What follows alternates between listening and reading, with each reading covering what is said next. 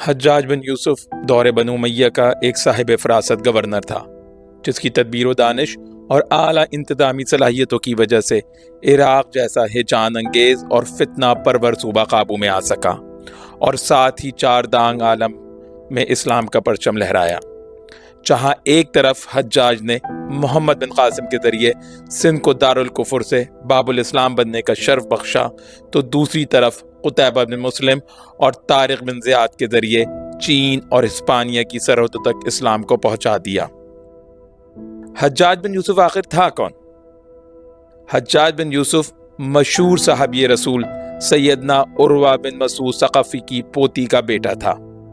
ابن خلقان کا قول ہے کہ حجاج کی والدہ فاریہ بنت حمام بن عروہ بن مسعود ثقفی تھیں۔ یہ فاریہ پہلے سیدنا مغیرہ بن شعبہ کے عقد میں تھیں، جنہوں نے ان کو حجاج کے والد یوسف بن ابی عقیل ثقفی کے لیے یہ کہہ کر طلاق دے دی تھی کہ یہ عورت تو کسی سردار کی بیوی بننے کے لائق ہے، سو میں اسے طلاق دیتا ہوں، آپ اس سے نکاح کر لیں۔ چنانچہ سیدنا مغیرہ بن شعبہ کے طلاق دینے کے بعد یوسف بن ابی عقیل نے ان سے نکاح کر لیا، جن سے حجاج پیدا ہوا۔ ابن عساکر نے بیان کیا ہے کہ حجاج کے والد یوسف بن ابی عقیل خلیفہ وقت عبد الملک بن مروان کے کافی مقرب اور صاحب فراست تھے، اور خلیفہ ان پر ازحد اعتماد کرتے تھے۔ حجاج کی پیدائش 40 ہجری اور بعض اقوال کے مطابق 41 ہجری کی ہے۔ حجاج کا گھرانہ بنو ثقیف کے اشراف میں معروف گھرانہ تھا، اور اس کے والد اپنے قبیلے میں نمایاں حیثیت کے مالک اور خلیفہ وقت سے دیرینہ تعلقات رکھتے تھے، جیسا کہ ابن کثیر دمشقی نے البدایہ والنہایہ میں تصریح کی ہے۔ یہی وجہ تھی کہ حجاز میں اپنی ولایت کے دور میں جب حجاج نے نبی کریم صلی اللہ علیہ وآلہ وسلم کے چچا بھائی جناب جعفر بن ابی طالب کی پوتی اور صحابی رسول تو سیدنا عبداللہ بن جعفر نے باخوشی اپنی بیٹی کا ہاتھ حجاج کے ہاتھ میں دے دیا۔ یاد رہے کہ یہ عبداللہ بن جعفر بن ابی طالب سیدنا علی کے بھتیجے اور داماد تھے، کیونکہ سیدنا علی کی سب سے چھوٹی بیٹی زینب بنت علی ان کی زوجیت میں تھی، اور انہی زینب کی بیٹی ام کلثوم تھیں جو حجاج کی زوجیت میں آئیں۔ یوں حجاج سیدنا علی بن ابی طالب کا حقیقی نواسہ داماد تھا۔ سیدہ زینب کے شوہر سیدنا عبداللہ بن جعفر کی ایک اور بیٹی ام محمد بنت عبداللہ بن جعفر خلیفہ یزید بن معاویہ کی زوجیت میں تھیں۔ یوں حجاج اور یزید بن معاویہ دونوں سیدنا عبداللہ بن جعفر کے داماد اور آپس میں ہم زلف تھے۔ ام کلثوم بنت عبداللہ بن جعفر کے علاوہ حجاج نے دیگر نکاح بھی کیے۔ اس کی بقیہ بیوات میں ہند بنت اسما بن خارجہ، ہند بنت محلب بن ابی صفرہ، ام الجلاز بنت عبد الرحمن بن اسید، امت اللہ بنت عبد الرحمن بن جلیل بن عبداللہ بجلی، ام عباد بنت نعمان وغیرہ شامل ہیں۔ ان ازواج میں سے امت اللہ بنت عبد الرحمن بن جلیل بن عبداللہ بجلی مشہور صحابی رسول جریر بن عبداللہ بجلی کی پوتی تھی۔ اپنی جوانی کے ابتدائی ایام سے ہی حجاج سیاسی زندگی اور امویوں کی خدمت میں مشغول ہو گیا تھا، جس کی وجہ سے جلد ہی وہ خلیفہ عبد الملک بن مروان کی نظروں میں آ گیا، جس کے بعد حجاج کی معاملات کو بہترین انداز میں سلجھانے اور آسان کرنے کی صلاحیت نے اسے سیدنا عبداللہ بن زبیر رضی اللہ تعالی عنہ سے ہونے والی جنگ کا سپہ سالار بننے اور عراق کی ولایت سنبھالنے تک پہنچا دیا۔ 73 ہجری میں مصعب بن زبیر کے قتل کے بعد عبد الملک بن مروان نے حجاج کو مکہ معظمہ بھیجا، جہاں اس کے اور سیدنا عبداللہ بن زبیر کے درمیان معرکہ پیش آیا اور سیدنا عبداللہ بن زبیر شہید ہو گئے، اور یوں خلافت جو اس سے قبل سیدنا عبداللہ بن زبیر اور امیر عبد الملک بن مروان میں منقسم تھی، اب صرف عبد الملک بن مروان اس کے دعوے دار رہ گئے اور مسلمانوں کے متفق علیہ خلیفہ قرار پائے۔ بعد ازاں خلیفہ عبد الملک بن مروان نے حجاج کو مکہ، مدینہ، طائف اور یمن پر عامل بنا دیا، جہاں وہ خلیفہ کے بھائی بشر بن مروان کی وفات تک اپنی ذمہ داریاں نبھاتا رہا۔ 74 ہجری میں حجاج کے کہنے پر مشہور محدث ابو ادریس خولانی نے یمن میں قضا کا عہدہ سنبھالا، جبکہ خلیفہ عبد الملک بن مروان نے حجاج کو امیر حج بنا کر بھیجا، اور اس وقت حیات صحابہ و تابعین نے حجاج کی اقتداء میں حج ادا کیا۔ 75 ہجری میں عامل عراق بشر بن مروان کے انتقال کے بعد خلیفہ عبد الملک بن مروان نے حجاج کو ان کی جگہ پر عراق کا گورنر بنا کر بھیجا، جہاں مکمل 20 سال تک وہ اپنے فرائض سر انجام دیتا رہا۔ علامہ ابن کثیر البدایہ والنہایہ میں اس سلسلے میں لکھتے ہیں، اسی سال یعنی 75 ہجری میں امیر عبد الملک بن مروان نے حجاج بن یوسف کو عراق، بصرہ، کوفہ اور اس کے قرب و جوار کے بڑے بڑے علاقوں کا گورنر بنا کر بھیجا، اور یہ سب کچھ بشر بن مروان کے انتقال کے بعد ہوا۔ اس کی وجہ یہ تھی کہ عبد الملک کے خیال میں اہل عراق کی سرکشی و بغاوت روکنے کی قابلیت سوائے حجاج کے اور کسی میں نہ تھی۔ صرف وہی اپنے رعب و دبدبے، شان و شوقت اور ہیبت و عظمت کے ذریعے اہل عراق کی سرکشی اور فتنہ انگیزیوں پر غالب آ سکتا تھا۔ چنانچہ عبد الملک بن مروان نے حجاج کو مدینہ خط لکھ کر اس کو عراق کی گورنری سپرد کیے جانے کی اطلاع دی۔ حجاج کو جیسے ہی خلیفہ عبد الملک بن مروان کا حکم نامہ ملا، وہ اپنے 12 شہسواروں کے ہمراہ مدینے سے عراق کے لیے روانہ ہو گیا۔ حجاج جب عراق میں داخل ہوا تو جمعے کا دن تھا اور مؤذن جمعے کی پہلی اذان دے چکا تھا۔ حجاج لوگوں کو اطلاع کیے بغیر منبر پر جا کر بیٹھ گیا اور کافی دیر تک خاموش رہا، اور پھر اٹھ کر انتہائی فصیح و بلیغ تقریر کی، جس میں اہل عراق کو ان کی سرکشی پر سختی سے متنبہ کیا اور نافرمانی کی صورت میں سزاؤں سے ڈرایا۔ علامہ ابن کثیر اس بابت لکھتے ہیں، حجاج ممبر پر چڑھا اور لوگ اس کے ممبر کے نیچے جمع ہو گئے۔ حجاج نے بہت دیر تک سکوت اختیار کیا، حتیٰ کہ محمد بن عمیر نے اپنی مٹھی کنکریوں سے بھر لی اور یہ کہہ کر اس پر کنکریاں پھینکنے کا ارادہ کیا کہ اللہ اس کا برا کرے، کیسی تھکا دینے والی تقریر کرنے لگا ہے، اور اس کی برائی بیان کرنے لگا۔ پھر حجاج نے کھڑے ہو کر تقریر کی۔ جب وہ تقریر ختم کر چکا تو محمد بن عمیر کے ہاتھ سے کنکریاں گرنا شروع ہو گئیں اور اس کو پتہ بھی نہ چلا، کیونکہ وہ حجاج بن یوسف کی فصاحت و بلاغت میں گم ہو کر رہ گیا تھا۔ عراق کی امارت سنبھالنے کے بعد حجاج بن یوسف نے مختلف بغاوتوں کو فروغ کرنے کی طرف دھیان دیا، جن میں ازارق اور خوارج کی سرکشی سر فہرست تھی۔ اس غرض کے لیے اس نے محلب بن ابی صفرہ اور عبد الرحمن بن مخنف کو مہم سر کرنے بھیجا۔ حجاج اور اس کے مقرر کردہ عمال اپنے ماتحت علاقوں کی بغاوتوں اور سرکشیوں کا اچھے سے قلقمہ کرتے رہے، یہاں تک کہ ان حضرات کی فوجی اور انتظامی کارروائیوں سے متاثر ہو کر امیر عبد الملک بن مروان نے جناب امیہ بن عبداللہ کو خراسان کی امارت سے معزول کر کے اس کو بھی حجاج کی ماتحتی میں دے دیا۔ الغرض حجاج کے دور میں اندرونی خلفشار اور بغاوتیں فروغ ہوتی گئیں، جس کی وجہ سے جہاد اسلامی کی طرف مکمل طور سے مسلمانوں کی توجہ مرکوز ہو سکی۔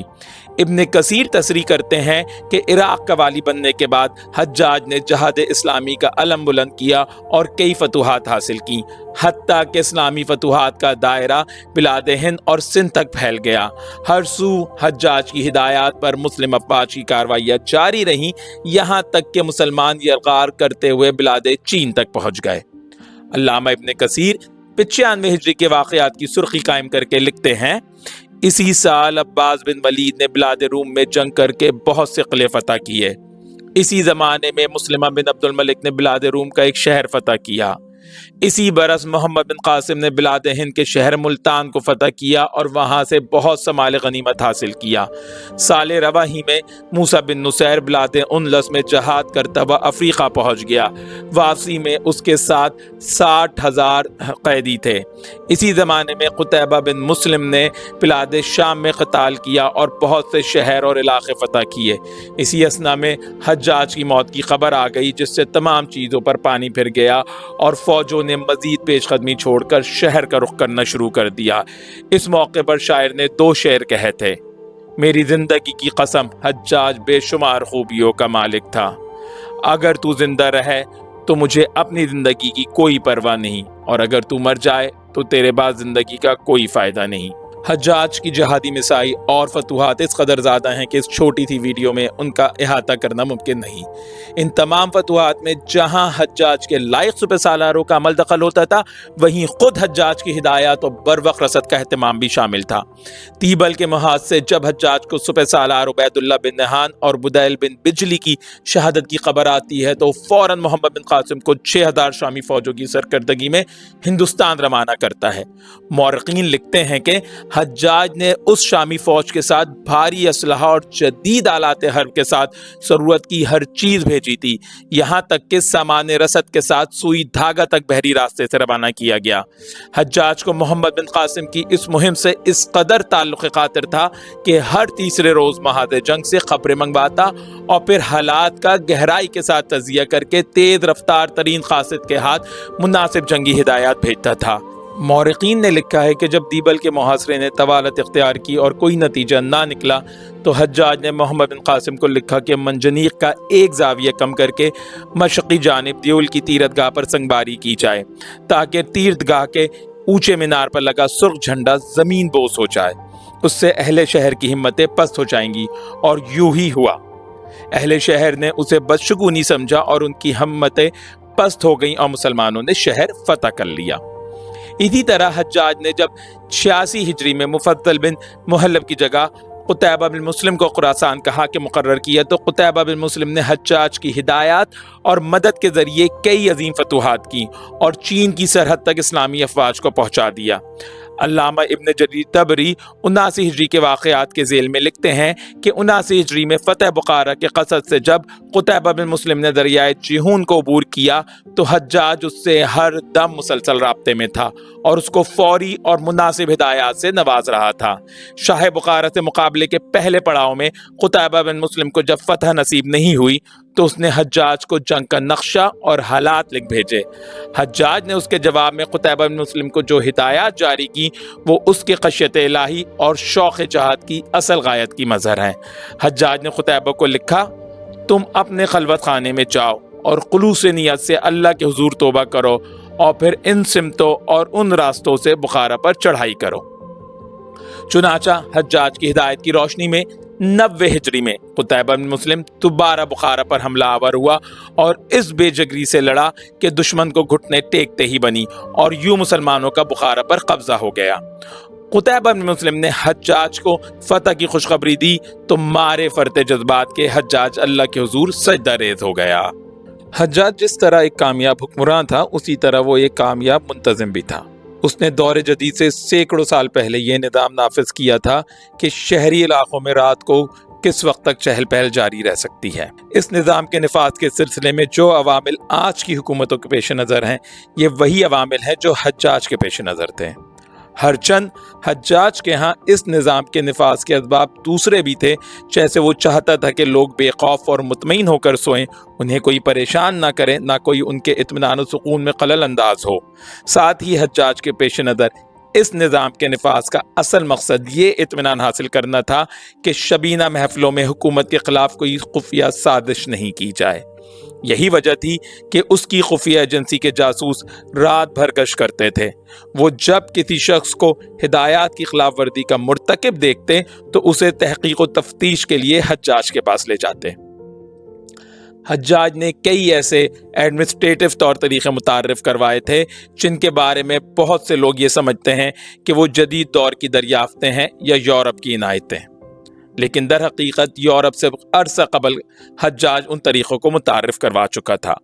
اس نے شہروں کی صفائی ستھرائی پر خاص توجہ دی تھی۔ وہ تاریخ کا پہلا حکمراں تھا جس نے گلیوں بازاروں میں گن ڈالنے اور شہری آداب کی خلاف ورزی پر قید کی سزائیں مقرر کی تھیں۔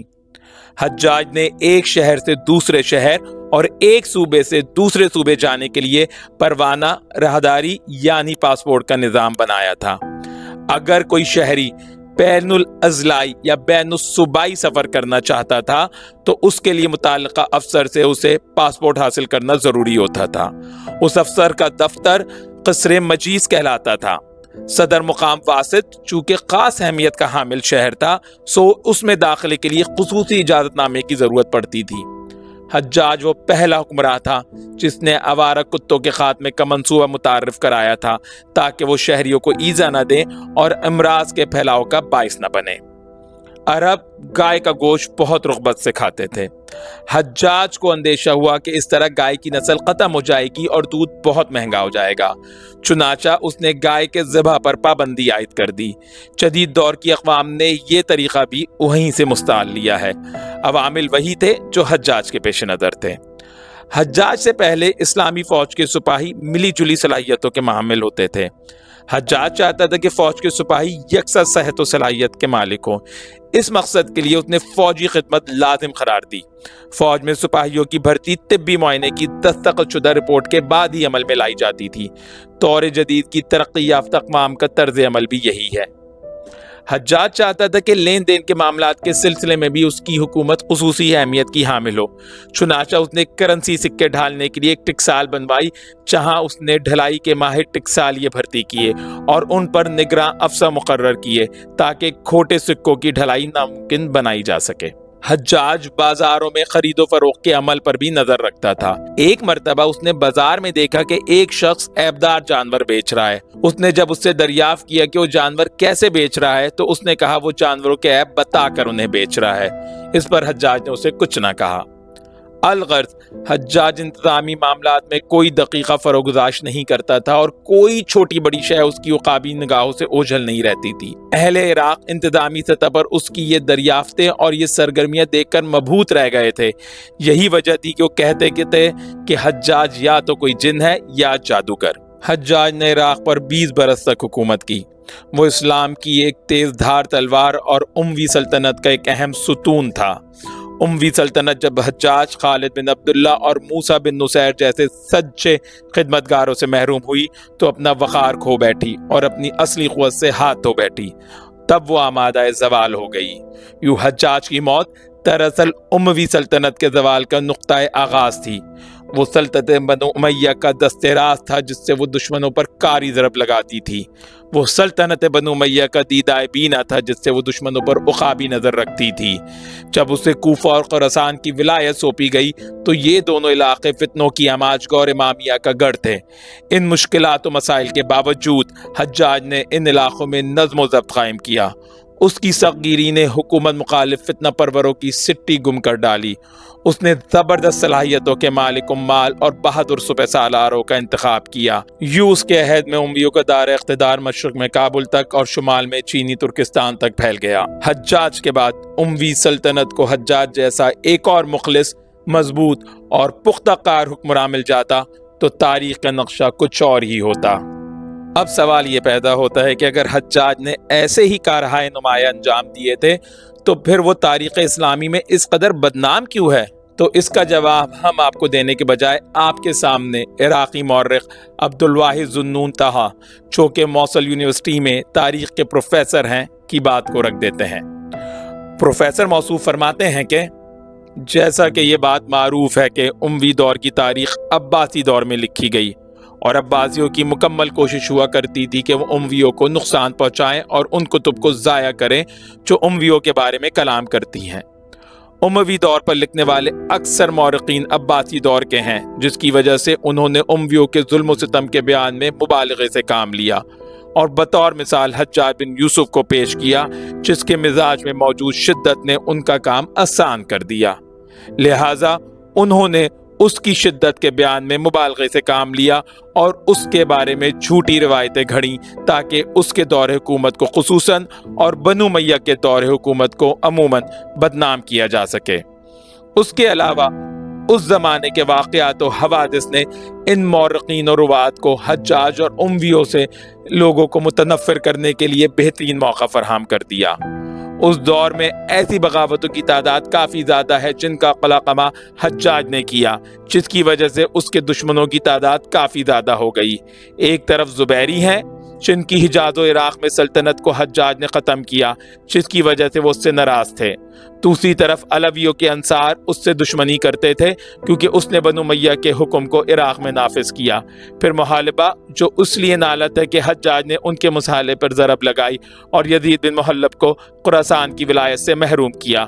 خوارج اس لیے اس پر غضبناک تھے کہ اس نے ان کی تحریکوں کو ناکام و نامراد کیا اور ان کے عزائم کو خاک میں ملا دیا۔